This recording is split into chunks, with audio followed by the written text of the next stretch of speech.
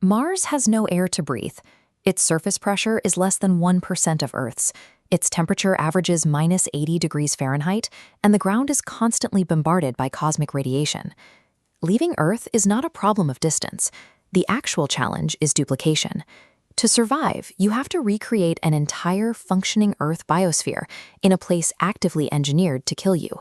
It is easy to look at the modern space race and assume we are drafting a survival blueprint from scratch, but the required architecture already exists.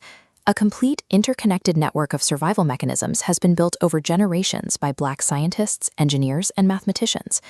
Mapping these specific achievements together reveals the literal anatomy of a living system designed to outlast the impossible. The system begins with power. Inside your cells right now, microscopic engines burn, converting what you consume into motion. That original biological power grid traces back to a single, ancient genetic signature we call mitochondrial Eve. In 1951, scientists isolated a cell line from Henrietta Lacks. Her cells ignored apoptosis, the programmed death signal that limits cellular lifespan. They divided endlessly, achieving biological immortality. Launched into microgravity long before human pilots, HeLa cells provided the first data points on cellular survival in orbit. They demonstrated that the fundamental building blocks of human life could adapt to a radiation-heavy environment. With continuous cellular energy and evidence of biological resilience, the baseline foundation of the body is set. This animation models Earth's gravitational anomalies. Mathematician Gladys West programmed the calculations that map these invisible variations. Without her geoid models, GPS systems would drift and fail. A moving body must know exactly where it is. That positional mathematics allowed Katherine Johnson and her team to compute the precise orbital mechanics, celestial coordinates, and launch trajectories required to guide humans safely into the vacuum and back. To execute those calculations, early electronics needed perfect stability. Otis Boykin invented the precision wire-wound resistor, controlling the flow of electricity so machines would operate without intermittent failure. The organism now has spatial awareness, a brain capable of mapping its environment, and a nervous system to direct its own motion with absolute precision. But a nervous system dies in a vacuum. In 1914, Garrett Morgan built a closed-loop breathing apparatus with a dedicated intake and exhaust valve, creating the first mechanical defense for the human respiratory tract.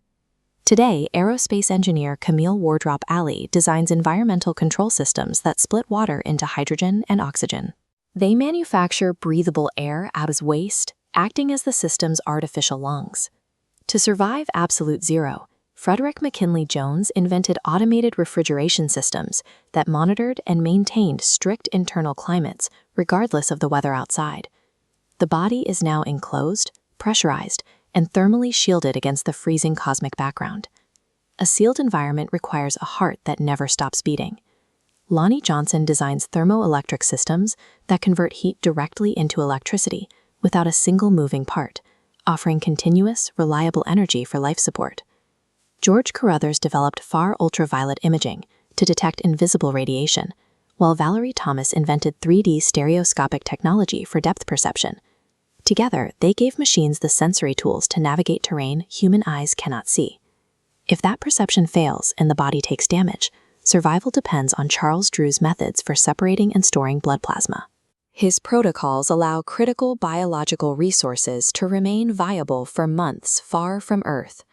Powered by continuous electricity, equipped with multi-spectrum vision, and armed with preserved medicine, the system is capable of sustaining itself through deep space trauma. Mars lacks organic soil, possessing only sterile toxic dust. George Washington Carver's principles of nitrogen fixation and waste upcycling form the basis for modern bioregenerative life support, the chemical cycle required to manufacture a living ecosystem on a dead world. Because communication with Earth carries a 24-minute delay, Ayanna Howard and Monroe Kennedy III built collaborative robotics. These machines interpret human intent and make immediate survival decisions autonomously. The construction is complete. We have an integrated anatomy that breathes, regulates heat, regenerates its own food, and thinks independently. Looked at on a macro level, these advancements function as a single, unified organism. This diagram shows the complete structure. Lax provides cellular adaptation, Johnson charts trajectory, Allene generates oxygen, and Jones controls temperature. Remove Parver's ecology, the organism starves. Erase West's math, it drifts. Take out Allene's atmosphere, the system suffocates. Every single mind was an essential organ. If one is missing, the architecture fails.